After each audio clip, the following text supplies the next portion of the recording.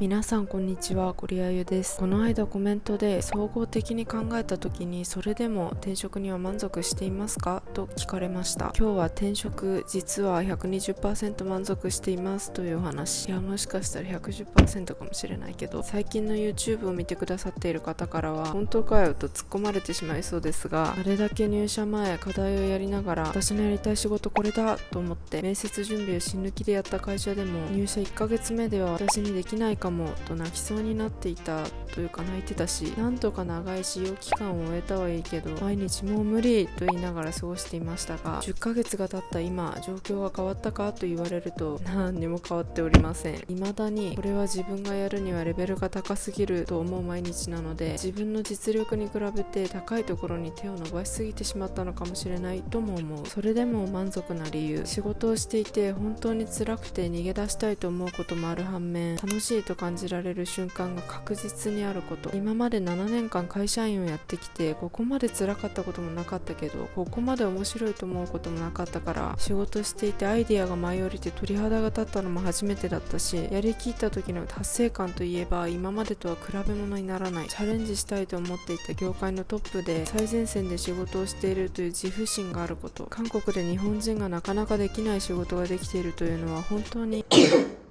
運が良かった。もちろんだからこそ苦しいのだけど、こういう自負心があるだけでもあともう少しだけ頑張ろうという気持ちになれる。業務に集中できる会社の環境が整っていること、意外と小さいことだけど大事で、綺麗なオフィス、社内食堂で昼も夜も食べられて、社内にカフェもあればジムもあり、法人カードも一人一つ、決済も簡単にできるようなシステムが整っていて、こういうところは大企業は違うなといつも思う。おかげで本当に仕事だけすればいいのです。韓国の会社の福利厚生について興味ある人いますかね。コメントが多ければ動画を別で作ろうかなと思います。そして自分の今後やりたい仕事の方向性が決まってきたこと、これが一番大きいと思います。今までコンテンツマーケターをしていて、本当に一生この仕事をやっていくのか、本当にこの仕事が好きなのかという大きな疑問が生まれて、これも動画にいつかできればと思うんですが、私がどういう仕事をするのが好きで、どういう仕事が苦手なのか、今までとは違う仕事をしてみてまた一つ分かってきて、次が見えたように思います。あといつかまた本が出せたらいいなと思っているんですが、次に本を書くときはこういう本がいいなというのができたのも今の仕事を始めたからこそ、また機会があれば書けるように執筆能力を高めておかなくては。そしてとても優秀な人たちと仕事ができること、そんな優秀な人たちが優秀なだけでなくてとってもいい人たちであること、本当に会社運だけは恵まれていると思います。常にブログにも書いてますが、人って自分が下手だとかできないだとかって思うようなことが起きすぎると萎縮するので、どうしてもネガティブになりやすいんですけど、そんな中でも何とかしてやり抜かなければならないから、瞬発力が悪いなら準備すればいい、深く考えられないアホな頭なら何か出てくるまで考えればいい、ネイティブほど韓国語がスピーディーに読めないなら、そして書けないならその分の時間を確保すればいい。こういう風に仕事だけじゃなくて自分の能力と向き合うことができたのも、今の私にはとても必要な時間だったと思います。正直落ち込むことも多くて、最近の動画のように疲れ切っていたのも事実だけど、実はこんなにプラスなことだらけの会社ライフを過ごしていたんです。今しか過ごせないこの時間に感謝して、来週からも頑張れたら頑張って、頑張れなければ休みながらやっていきたいと思います。皆さんのエピソードも何かあればぜひコメントで教えてください。今週もお疲れ様でした。また来週もゆるっと頑張りましょう。ファイティーン。